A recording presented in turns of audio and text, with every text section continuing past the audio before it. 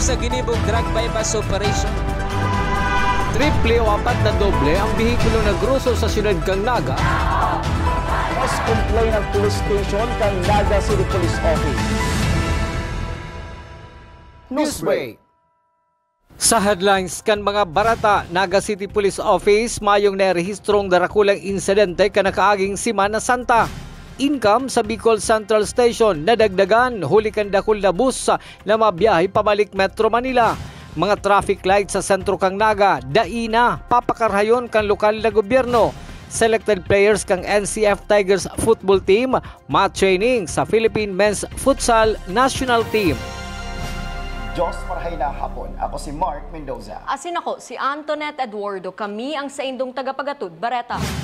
Pag-obserbar kang Semana Santa sa siyudad ng Naga, naging makabuluhan matapos na mayong dakulang insidente na nai-record ang Naga City Police Office.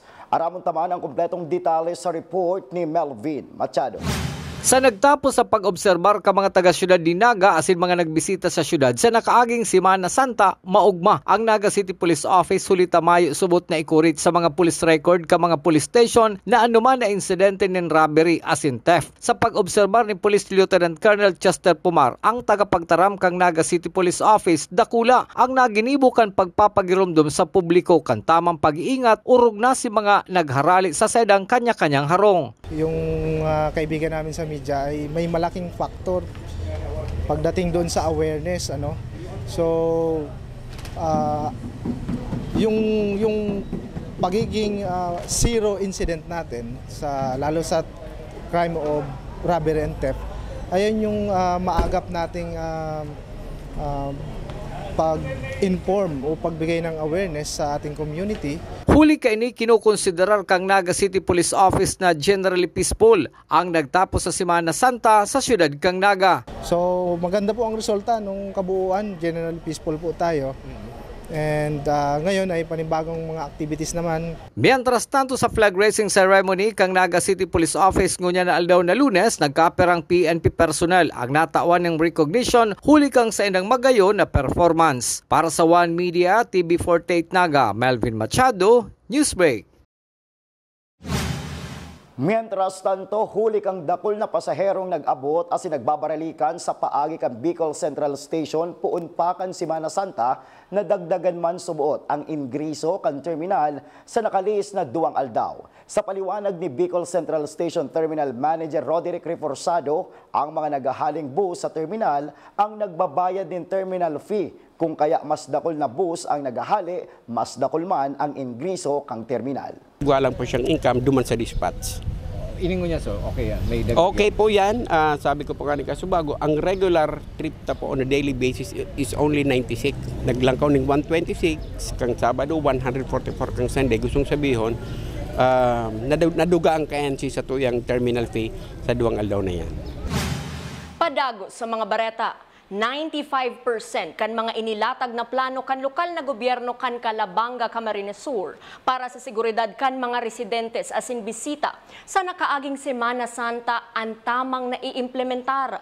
Kung igwaman subuot nin aberya sa implementation kan sa indang plano, ang tulos man na pag-uurulayan asin nababago. Sa banwaan kan Calabanga, Camarines Sur, ginibo ang tradisyonal na Passion of Christ asin alay lakad na higot na pinagbantayan asin inalalayan ka nakalihis na Miyerkules.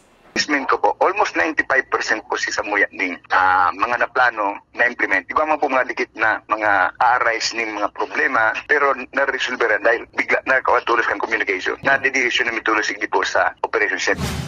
Mientras tanto, sobra man ang pasasalamat ni Mr. Daniel Abalayan, ang pamayukan Municipal Disaster Risk Reduction and Management Office sa gabos na volunteers na naging katuwang subuot kan LGU Calabanga sa pag-asikaso sa mga nagsungko sa hinulid asin nag-alay lakad para sa namasiguro ang seguridad kan mga ini sa bilog na panahon na yaon sinda sa Calabanga, Camarines Sur.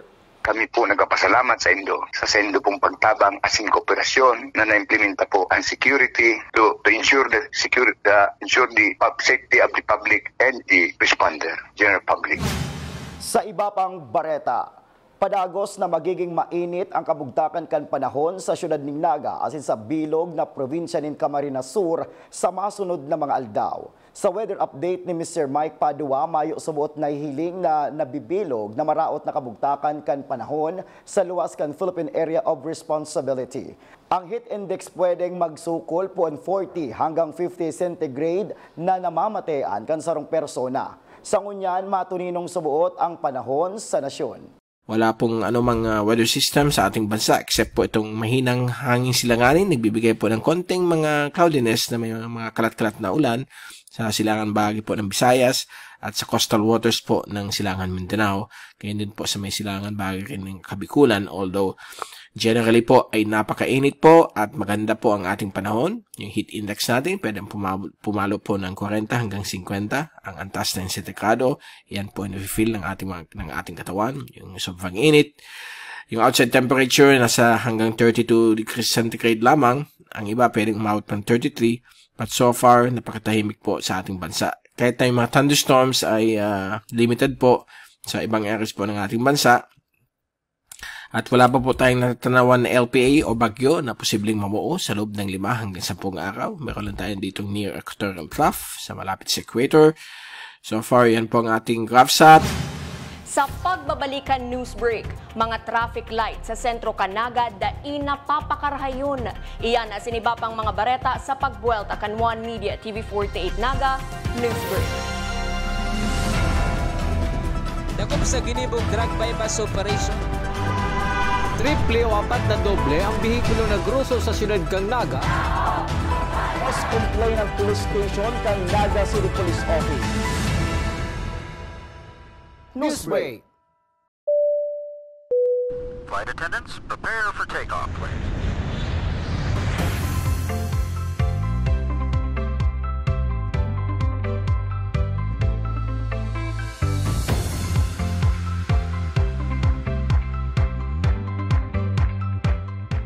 Slip life vest over your head. Take the tape around your waist.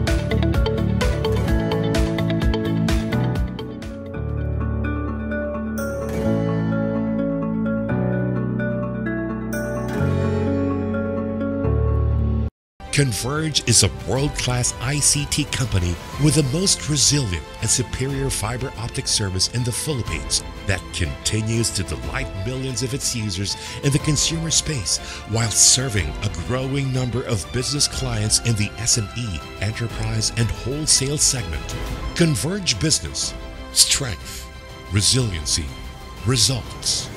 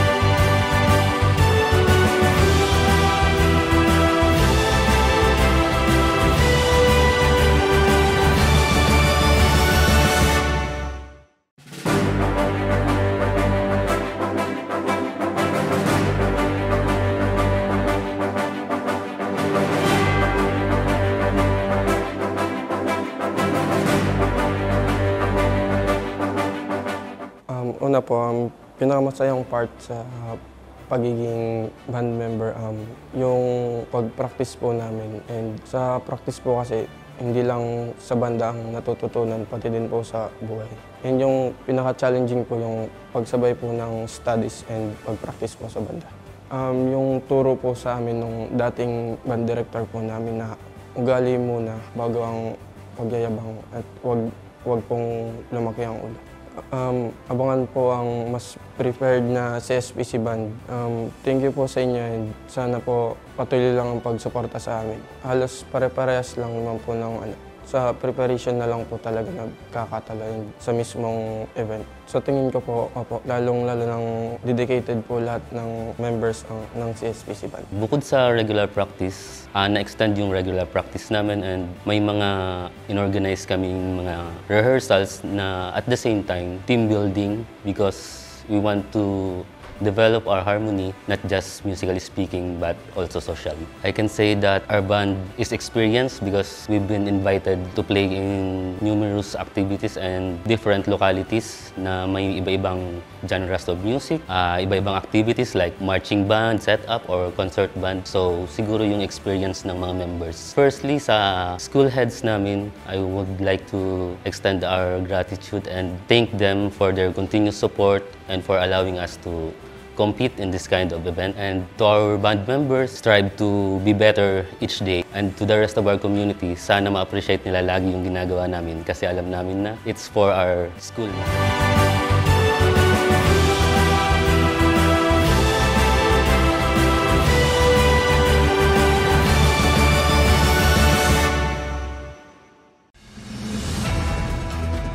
Dakop sa ginibong drug bypass operation. Triple o 4 na doble ang bihikulo na gruso sa siyudad kang Naga. Mas complain ng police station kang Naga City Police Office. Newsbreak.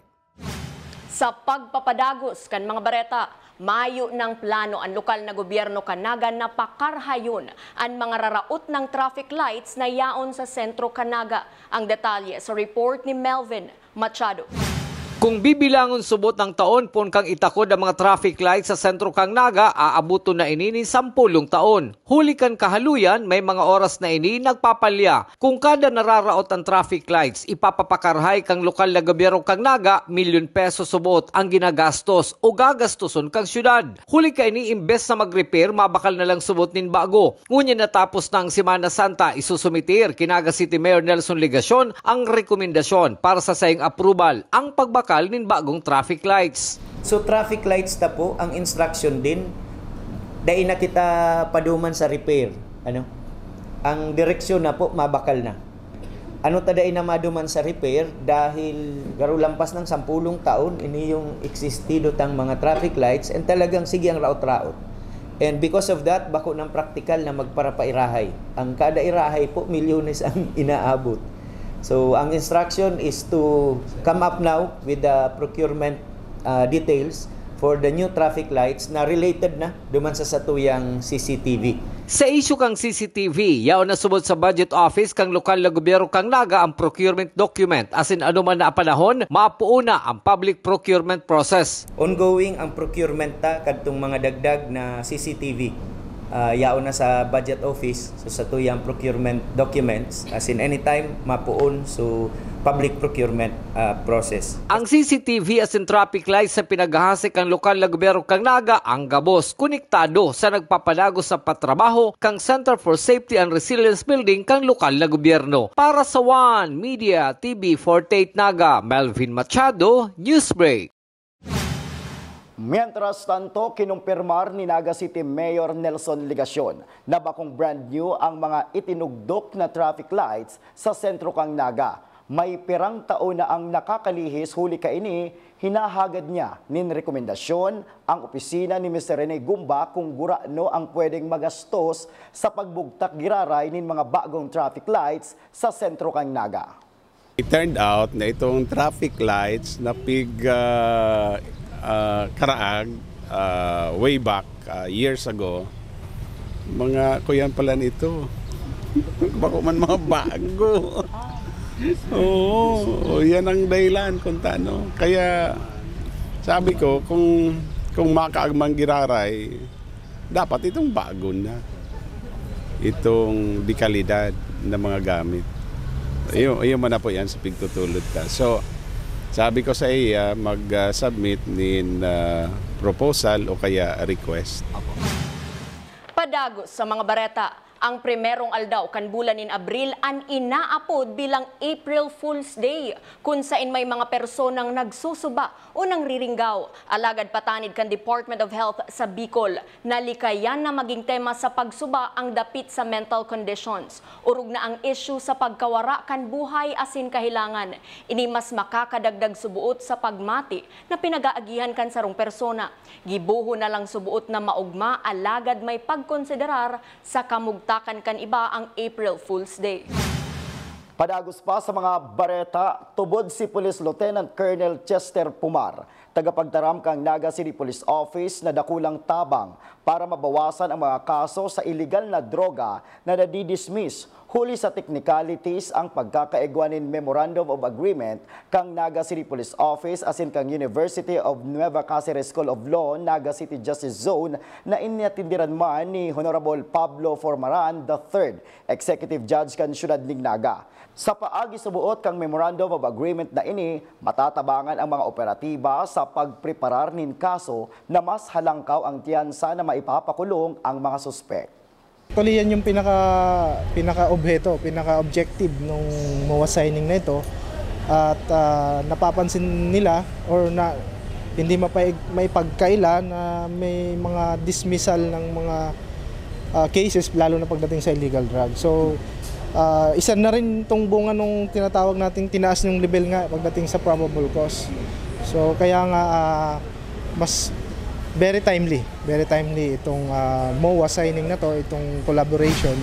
Sa iba pang bareta, selected players kan NCF Tigers football team pasok sa Philippine Men's Futsal National Team para mag-training para sa paabuton na AFF Futsal Championship sa Thailand. Ang detalye sa report ni campus correspondent Mary Franz Lanuzo. Talas kan mata, rikas kan bitis, kusog nin sipa, asin rayo kan bola. Yan ang puhunan kan NCF Tigers football team sa kadalaban asin kapangganahan. Arog man kan bolang sinisipa ninda paparayo, harayo naman na naabot kan tulong NCF Tigers football players na sinda Emmanuel Enalpe III, Odi Bidiones, asin Rovi Margametero. Ninhuli ta sinda anapili para mag-training sa Philippine Men's Futsal National Team, katakod kan pagpreparar sa papaabot na AFF Futsal Championship, nagigibuhon sa Thailand, na mapuon sa ika-15 hasta 19 kan Mayo 2024.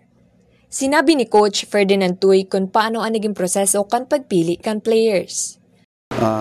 Yung selection process nangyari when we participated on the first futsal league in Metro Manila. So through that tournament, siguro yung pagsali namin at pagiging exposed nila not only here in Bicol but outside Bicol. Dakulang pasasalamat man ni Coach Tuy sa mga nagsusuporta sa INDA. I'd like to thank our sponsors, especially those who believe, who keep on believing in our team. Our major sponsors, Abayon Immigration, headed by the CEO, Mr. Glicerio Abayon. Sir, thank you very much. The city government of Naga, headed by our Mayor Nelson Legacion, and of course to the NCF community, Ma'am Nelba Olaso, the BP for Sports and Culture and Art, Sir Bing Rosales, the sports director, and of course our ever supportive President Mario Villanueva, and also to our minor sponsors, Nueca, Ribold, Arcojes, Paramount, the Inla Construction, Boboy Dibilia, Paramount, headed by Captain Berinia, the ADNU Batch 88. Sa likod man kantibay sa sports, bukod sa pagiging atleta ni Emmanuel Enalpe III, asin Odi Bidiones, time management, proper thinking, asin disiplina, ang sa indang ginigibo. Time management is only the answer for this question, because if you can manage your time efficiently with academics and sports, then you can also handle your academics responsibly. Siguro mas madami pa kaming iti-training at kulang pa ang aming mga skills, or madami pa kaming aalamin na mga technique or iba pang mga ipe-prepare namin sa aming gaganapin na tournament. Ang kawat na football nangangaiponin matinding focus as in agility na makakatabang na maray sa magayon na kawat. Kaya man ang mga atletang tigre na ini, di nagpahuri na ipamalas ang sa indang tibay, kaya saro sinda sa mga napili. Para sa One Media TV 48 Naga, Franz Lenuzo, Newsbreak. Asin yan ang mga bidang baretang nakalap kan mas pinakusog na puwersa kan One Media TV 48 Naga News and Bicol Affairs. Day malingaw na i-follow ang Samoyang official Facebook fanpage One Media TV 48 Naga. Ako po si Mark Mendoza. Padagos kaming mahatudnin mga baretang garantisadong nangingenot asin napapanahon. I-hit ang subscribe button sa Samoyang official YouTube channel, One Media TV 48 Naga, tanganing updated kita sa mga bareta asin istoryang bida. An Bicolano. Ako si Antoinette Eduardo asin ini ang One Media TV 48 Naga Newsbreak. Dakop sa ginibog drug bypass operation. Triple o 4 na doble ang bihikulo na gruso sa siyudad kang Naga. Mas complain ng police station kang Naga City Police Office. Newsbreak.